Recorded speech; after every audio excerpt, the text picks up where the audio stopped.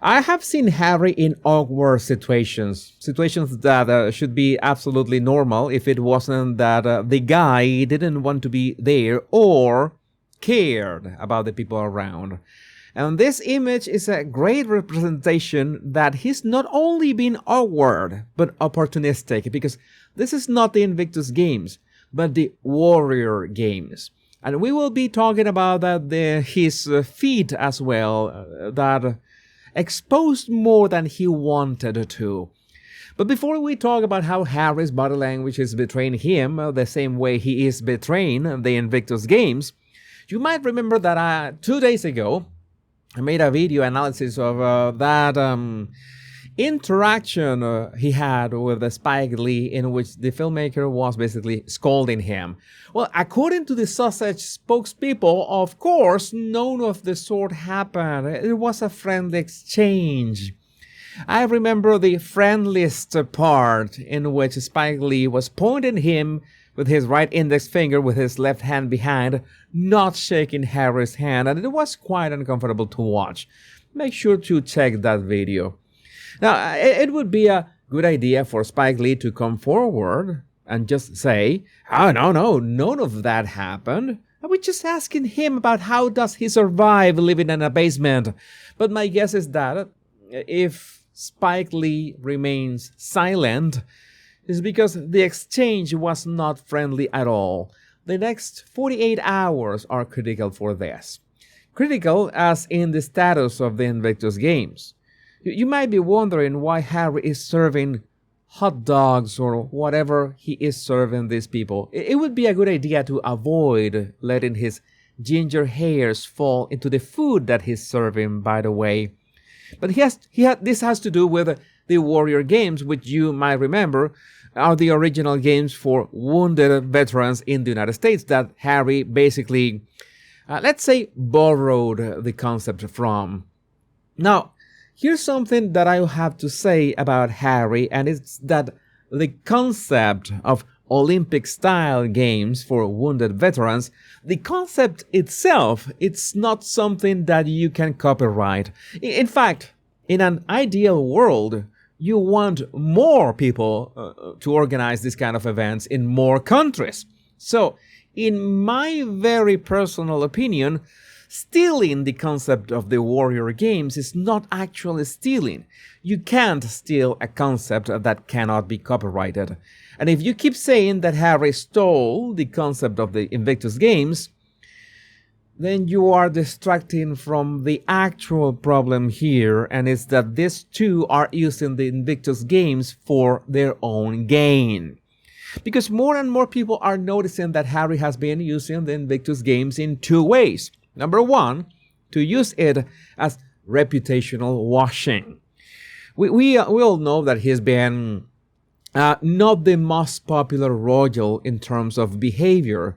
That crown goes to Randy Andy, of course, but anyone can notice that sponsoring a disabled veteran tournament is great for public relations. And the second thing is that you get to travel around the world, get photos taken, and oh yeah, that's something that Meghan likes a lot. But going back to the money matters, there have been more and more reports of misplaced money in these events, such as this headline: Prince Harry's Invictus Games under fire for financial expenditures amounting to more than $63 million. That is simply not sustainable. It seems that the Invictus Games is going the way of Centebale in terms that Harry never really cared about these initiatives. And it's obvious that there were people more capable than him running all the stuff, and Harry just showed up to, take photos. So, since we are talking about actual money problems, what used to be good PR for the sausages has turned into bad PR because of the mismanagement of money. So the question remains the same no matter what. Where has all the money gone? Now you understand why Harry needs the Warrior Games to wash away the bad reputation that the Invictus Games has been racking up. You see, it's like a moving grift in which the most important move is to take pictures with the right people. In this case, wounded veterans again, because if you criticize Harry, then you are the monster. And that's why I wanted to bring you this picture in which a couple things are happening that I find worth noting. Harry is, of course, using other people as props for himself. Now, I'm going to be honest about his smile. It looks genuine, yes, but it's just another confirmation that when Meghan is not around, Harry tends to act more on the confident side of things. It's something that we have confirmed time and time again. Now, was it really necessary to put his hand on the guy's shoulder in a gesture that we know that signals power and domination? Correct me if I'm wrong, but I don't remember William doing something like this. I might be wrong, but right now I don't remember a gesture like that. The handshake and the smile, yes, but it usually boils down to the moment. I will let you decide if a dominant hand on that neck is appropriate in this situation. Which brings us to what I mentioned earlier in this video, that was Harry's feet. Notice how the athlete's legs are on a relaxed state. We could say that at the shoulder width, which is a distance that usually signals that the person is chill. But what is going on with Harry's feet? Even if we have some perspective, we can tell that his ankles are very close to one another. Like he was feeling awkward or insecure or didn't want to be there. Which is why when you see the whole thing, it looks disjointed. Yes, Harry's smile and handshake is solid, not gonna lie.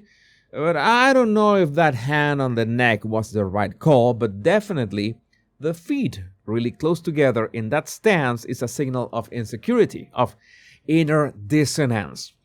After all, you can imagine that all this is for posing, to look like he is one of the good guys, that he's got nothing to do with the African parks of Centre Valley or the mismanagement of money at the Invictus Games or how sloppy his UK lawsuits have been.